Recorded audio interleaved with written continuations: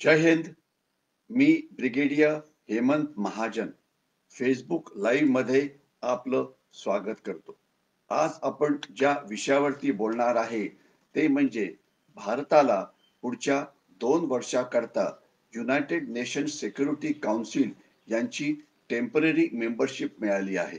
महत्वाचं असं आहे की 142 देशांनी भारताच्या बाजूने मतदान करून भारताला टेम्पररी मेंबरशिप देण्याकरता आपलं मतदान केलं. म्हणजे जगामध्ये भारताच्या भूमिकेला अतिशय महत्त्व मिळतं आहे हे जाहीर आहे. तर युनायटेड नेशन्स सिक्युरिटी काउन्सिलमध्ये 2 वर्षा टेम्पररी मेंबर बनण्यामुळे भारत आपल्या राष्ट्रीय हिताचं कसं रक्षण करू शकतो या विषयावरती बोलणार आहे. यामुळे आपला काय फायदा होईल, आपल्याला चीन आणि पाकिस्तानला कशा प्रकारे अ, अ, तोंड देता येईल आणि याचा आपण येणाऱ्या काळामध्ये परमनंट मेंबर बनण्याकरता कसा उपयोग करू शकतो, असे विविध पैलू या प्रश्नाचे आहेत. तर या सगळ्यांविषयी आपण बोलू. परंतु त्याच्या आधी गेल्या 4-5 दिवसामध्ये सुरक्षेच्या दृष्टीने जी काही महत्त्वाच्या घटना घडल्या आहेत त्याच्यावरती आपण पुढचे 4 ते 5 मिनिटं बोलू. सर्वात पहिले जॅक मा म्हणजे अलिबाबा कंपनीचा चीनी उद्योजक तो आणि चीनी चोर यांच्याविषयी आपण बोलू. आपल्याला कल्पना आहे की अलिबाबा आणि 40 चोर ही कथा प्रसिद्ध आहे. अलिबाबा ही कंपनी आहे जॅक मा नावाच्या एका चीनी उद्योजकाची आणि गेले 2-3 महिन्यापासून तो गायब झाला आहे. हा चीनमधला सर्वात श्रीमंत माणूस होता आणि एखादं इंडस्ट्रियल एम्पायर कसं चालवावं हे त्याच्याकडून शिकता येत होतं आणि तो जगामधला सुद्धा एक अतिशय महत्वाचा उद्योजक होता आणि त्यांनी एक चूक केली की त्यांनी सध्याच्या चीनी सरकारच्या विरुद्ध काही टिप्पण्या केल्या आणि त्यानंतर अचानक गेल्या 2 महिन्यापासून तो गायब झाला आहे. याचा चीनवरती काय परिणाम होईल? अर्थातच त्यांच्या आर्थिक व्यवस्थेला धक्का पोहोचेल. एवढंच नव्हे तर इतर जे मोठे चीनी उद्योजक आहेत की ज्यांच्यामुळे चीन एक मॅन्युफॅक्चरिंग हब किंवा एक मोठं इंडस्ट्रियल हब म्हणून जगामध्ये पुढे आला आहे, त्यांना धक्का बसेल आणि यामुळे चीनची आर्थिक क्षमतेचा जो वेग आहे वाढण्याचा तो नक्कीच कमी होईल आणि असं म्हटलं जातं की अनेक चीनी उद्योजक आता पळून चीनच्या बाहेर जात आहेत. चीन करता ही एक खराब बाब आहे आणि भारताकरता ही एक संधी आहे. कारण या काळामध्ये आपण जर जास्त वेगाने आर्थिक व्यवस्थेवरती काम केलं तर आपल्याला नक्कीच फायदा होऊ शकतो. आपण आपली आर्थिक व्यवस्था मजबूत करण्याकरता काम करतो आहे का? अनेक क्षेत्रामध्ये काम नक्कीच सुरू आहे. रस्ते बांधणी सुरू आहे, रेल्वे बांधणी सुरू आहे.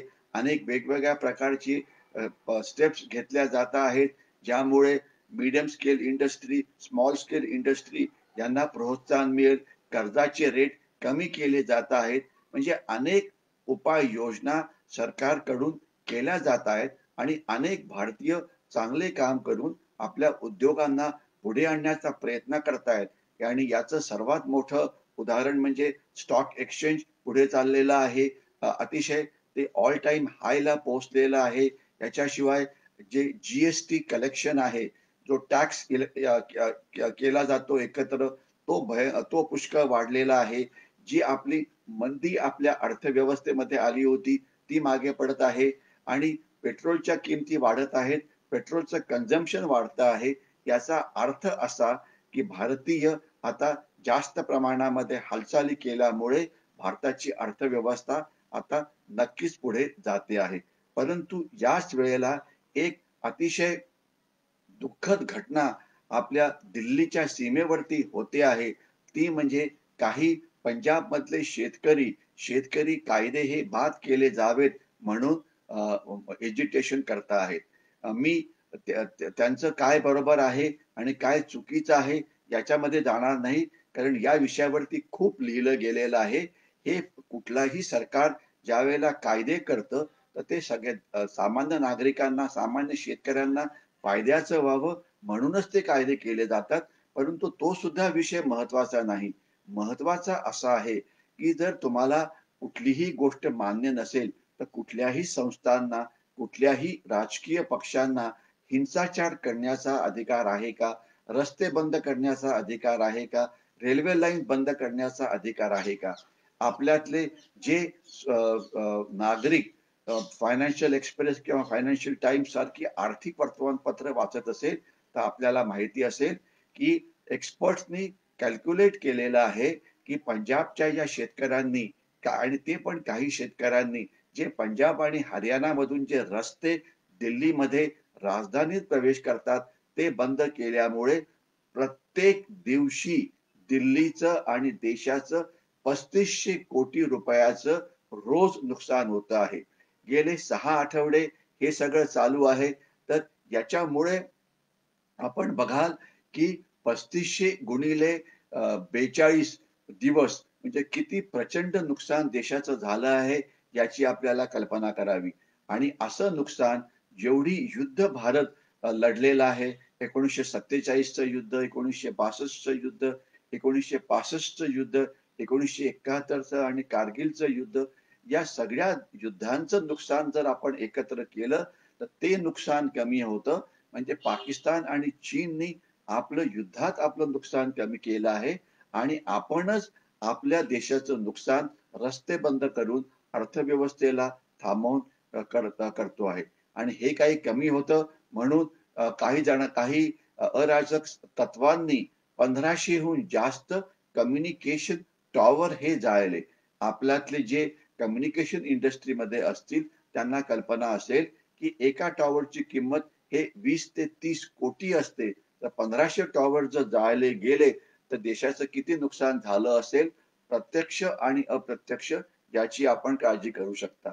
एक दोन महत्वाच्या अजून गोष्टी अशा की अमेरिकेने आता तिबेटमध्ये आपली कौन्सिलेट उघडायची म्हणून घोषणा केलेली आहे. अर्थात हे चीनला आवडलेलं नाहीये आणि सध्या तिबेटन लोक 4 ते 5 तिबेटन लोक भारतामध्ये स्थायिक झालेले आहेत. 2 ते 3 लाख युरोप आणि अमेरिकेमध्ये आहेत आणि 50 लाख तिबेटन्स हे चीनच्या तिबेट भागामध्ये आहेत. तर त्यांच्यामध्ये सध्या इलेक्शन सुरू आहे आणि तिबेट हे चीन विरुद्ध वापरण्याकरता आपल्याला एक मोठं ब्रह्मास्त्र आहे. कारण दलाई लामांना सगळं जग ओळखतं एक चांगला माणूस म्हणून. आणि जर तिबेटनी जर स्वतंत्रता चळवळ पुन्हा एकदा सुरू केली तर ते चीनला लडाखमध्ये चेकमेट करण्याकरता आपल्याकडे असलेलं एक मोठं शस्त्र आहे. एक अजून महत्वाचा मुद्दा, United states of America, Joe Biden आता प्रेसिडेंट बनणार आहेत, परंतु डोनाल्ड ट्रम्प त्यांना प्रेसिडेंटशिप देण्याकरता तयार नाही. आज आपण वर्तमानपत्र बघितली असतील तर काल परवा 2 दिवस USAच्या संसदेमध्ये हिंसाखोरांनी हल्ले केले आणि तिथे हिंसाचार केला. अमेरिकेच्या इतिहासामध्ये हे प्रथम घडतं आहे आणि या हिंसाचाराला तयार करण्याकरता रशिया आणि चीनचा काही हात आहे का, अशी पण शंका निर्माण केली जाते.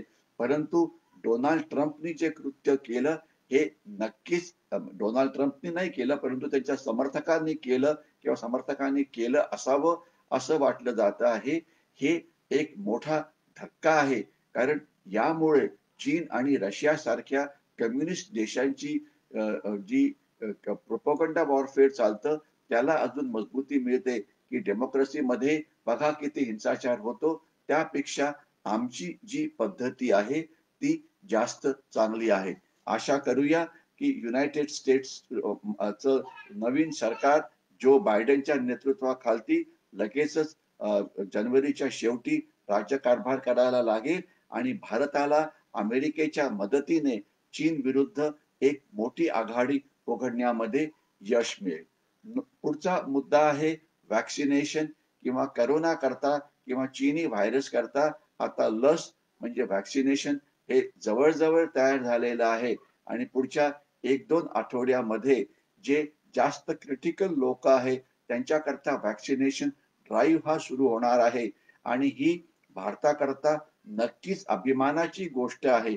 आणि याचं मुख्य कारण असं की जगाला जे व्हॅक्सिनेशन करोना करता किंवा चीनी व्हायरस करता केलं जाईल त्यामधली 60% लस किंवा 60% व्हॅक्सिनेशन किंवा व्हॅक्सिनेशनचे जे डोसेजेस आहे हे भारतामध्ये तयार केले जातात आणि जगाचं स्वास्थ्य परत आणण्यामध्ये भारताची भूमिका ही अतिशय महत्वाची असणार आहे आणि यामुळे भारत एक व्हॅक्सिन डिप्लोमसी म्हणजे व्हॅक्सिनची मुत्सद्देगिरी ही सुरू करू शकतो आणि ती काही प्रमाणात सुरू झाली पण आहे आणि आपल्याला कल्पना असेल की नेपाळने सांगितलेलं आहे की जे व्हॅक्सिनेशन आहे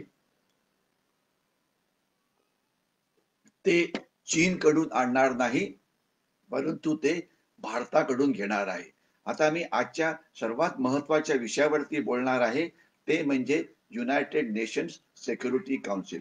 आपल्याला कल्पना आहे की युनायटेड नेशन्स म्हणजे संयुक्त राष्ट्र ही एक जगातली सर्वात महत्वाची संघटना आहे आणि त्यांची सर्वात महत्वाची संघटना जी आहे ती संयुक्त राष्ट्र सुरक्षा परिषद. या ही जी संयुक्त राष्ट्र सुरक्षा परिषद आहे त्याच्यामध्ये 15 सदस्य आहेत आणि त्यामधले 5 सदस्य हे परमनंट आहेत. कुठले हे 5 सदस्य? अमेरिका, रशिया, फ्रान्स, ब्रिटन आणि चीन यांच्याकडे परमनंट मेंबरशिप आहे आणि यांच्याकडे व्हेटोची पॉवर आहे. म्हणजे युनायटेड नेशन्सनी कुठलाही कायदा कुठलीही प्रस्ताव पास केला तर ज्याच्याकडे व्हेटो पॉवर आहे तो हा कायदा हा प्रस्ताव रद्द करू शकतो आणि ही व्हेटो पॉवर फक्त या 5 राष्ट्रांकडेच आहे आणि यामध्ये 4 राष्ट्र तर आपल्या बाजूनी आहे म्हणजे अमेरिका, रशिया, फ्रान्स, ब्रिटन ही आपल्या बाजूनी आहे परंतु चायना हा भारताचा नंबर 1 शत्रू आहे. याच्यामध्ये कोणाच्याही मनामध्ये काही शंका नको आणि याचा गैरवापर करून चीनने पाकिस्तानला अनेक वेळा वाचवलं आहे. मौलाना मसूद किंवा हाफिज सईद यांना आंतरराष्ट्रीय दहशतवादी म्हणून घोषित करायचं होतं. याशिवाय युनायटेड नेशन्सची संस्था फायनान्शियल ऍक्शन टास्क फोर्स पाकिस्तानवरती अनेक ठिकाणी बंद्या लावणार होतं परंतु त्यात वाचवलं कोणी पाकिस्तानला तर चीननी आणि दुर्दैव असं की 1950 साली चीनला परमनंट मेंबर बनवण्याकरता मदत कोणी केली तर त्यावेळच्या आपल्या नेतृत्वाने. खरं तर आपण त्यावेळेला चीनला सांगायला पाहिजे होतं की तुम्हाला जर आम्ही परमनंट मेंबर बनवण्याकरता जर मदत करतो आहोत तर तुम्ही सुद्धा आम्हाला परमनंट मेंबर ज्याला व्हेटो पॉवर आहे ते बनण्याकरता मदत करायला पाहिजे. म्हणजे आपण चीनला मदत केली आणि चीनने आपल्याला कुठलीही मदत केली नाही. उलट चीनचं आपल्याशी केवढं शत्रुत्व आहे आणि या परमनंट मेंबरशिपचा चीन आपल्या विरुद्ध कसा वापर करतो आहे याची उदाहरणं पुन्हा पुन्हा दर 2-3 आठवड्यानंतर पुढे येत आहेत. ते आपल्याला युनायटेड नेशन्स सिक्युरिटी काउन्सिलचा परमनंट मेंबर बनू शकत नाही, बनवू देत नाही. ते आपल्याला न्यूक्लिअर सप्लाय ग्रुपमध्ये सामील होऊ देत नाही. ते आपल्याला फायनान्शियल ऍक्शन टास्क फोर्समध्ये पाकिस्तानच्या विरुद्ध काही कारवाई करू देत नाही. ते दहशतवादी संघटनांना दहशतवादी संघटना म्हणून घोषित करायचं याकरता मध्ये आडकाठी घालतात. याच्याशिवाय याच्याशिवाय चीन इतर अनेक वेगवेगळ्या संस्थांच्या मार्फत युनायटेड नेशन्सच्या संस्थांच्या मार्फत जगाविरुद्ध काम करतो आणि भारताविरुद्ध काम करतो. आपल्याला लक्षात असावं की युनायटेड नेशन्सच्या अनेक संस्था आहेत. एक आहे वर्ल्ड हेल्थ ऑर्गनायझेशन म्हणजे जगाचं स्वास्थ्य बघणं ही त्यांची हे त्यांचं काम असतं. परंतु यांनी करावं काय तर हे चीनच्या ताटाखालती बनलेलं मांजर बनलेलं आहे आणि ते फक्त चीनचं ऐकतं बाकी कोणाचं ऐकत नाही. आता त्यांना थोडीशी अक्कल यायला लागली होती परंतु त्यांनी काही करायच्या आधीच चीनने त्यांचं जे चीनमध्ये येणं होतं इन्व्हेस्टिगेशन करण्याकरता ते थांबवलं. म्हणजे चीनी व्हायरस हा चीनमुळे सुरू झाला आहे यामध्ये कोणाच्याही मनामध्ये कुठलीही शंका नाही. परंतु कुठल्याही प्रकारचं इन्व्हेस्टिगेशन WHO ला चीन करू देत नाही. चीनने आपल्या पैशाच्या मदतीने ज्या युनायटेड नेशन्सच्या ज्या वेगवेगळ्या संस्था आहेत त्याच्यामध्ये घुसखोरी केली आहे. त्याचं नेतृत्व बळकावलेलं आहे. उदाहरणार्थ काश्मीरचा प्रश्न पुन्हा पुन्हा चीन युनायटेड नेशन्स मध्ये मांडतो, परंतु तिबेटचा प्रश्न ते मांडू देत नाही. शिनजियांगचा प्रश्न ते मांडू देत नाही. आणि united nations human rights commission मध्ये जे अत्याचार, मानवाधिकाराचे अत्याचार उयगर मुसलमानांवरती होत आहेत, तिबेटन बुद्धांवरती होत आहेत आणि इतर मायनॉरिटीज वरती होत आहेत, त्यांना ते मांडू देत नाही. परंतु भारताविषयी पुन्हा पुन्हा हे अशा प्रकारचे प्रस्ताव मांडले जातात. लक्षात असावं की गेल्या इतक्या वर्षामध्ये 1945 साली दुसऱ्या महायुद्धानंतर युनायटेड नेशन्सची स्थापना झाली होती आणि आता जे भारताला हे जे टेम्पररी सदस्य मिळालं आहे ते 2 वर्षाकरता आहे. आणि याच्या आधी आपल्याला कल्पना असेलच की 8 वेळा भारत याचा मेंबर बनलेला आहे. परंतु भारताने कधीही जास्त आक्रमकरित्या युनायटेड नेशन्स मध्ये भारताच्या शत्रूंच्या विरुद्ध बोलण्याचा कधी प्रयत्न केला नाही आणि भारताचं जे राष्ट्रीय हित असतं ते जपण्याचा पुरेसा प्रयत्न केला नाही. युनायटेड नेशन्स सिक्युरिटी काउन्सिल मध्ये आंतरराष्ट्रीय शांतता, आंतरराष्ट्रीय सुरक्षा रक्षण करणं हे त्यांचं मोठं काम असतं. याकरता काही कायदे पास केले जातात जे देश जगाचं ऐकत नाही, उदाहरणार्थ समजा इराण किंवा नॉर्थ कोरिया, त्यांच्या विरुद्ध आर्थिक निर्बंध लावले जातात. परंतु पाकिस्तान विरुद्ध कुठलेही आर्थिक निर्बंध लावण्याकरता चीन कधीही व्हेटोचा पॉवर वापरून जगाला पुढे जाऊ देत नाही. त्याच्याशिवाय जगाने जे कायदे केले आहेत, united nations convention on laws of seas, म्हणजे समुद्रामध्ये असं मानलं जातं की 200 नॉटिकल माईल पर्यंत जो समुद्र आहे त्याला एक्सक्लुझिव्ह इकॉनॉमिक झोन म्हटलं जातं आणि त्या राष्ट्रांना ज्यांच्या हद्दीत ते येतं तिथे असलेलं गॅस, तेल, मासे, इतर नॅचरल रिसोर्सेस वरती काम करण्याची संधी असते. चीन म्हणतं पूर्ण साऊथ चायना समुद्र फक्त आमचा, पूर्ण ईस्ट चायना समुद्र आमचा.